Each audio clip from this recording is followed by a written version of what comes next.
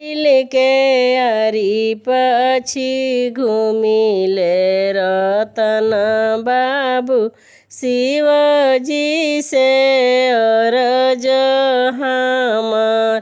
मंदिर के आरी पछि घुमिले रतन बाबू शिवजी से अरज हमार। रौरे भरोसे शिवजी जगह ठानिल। जगवा लगाई बेरा पर रौरे भरोसे शिवजी जगह ठानिल।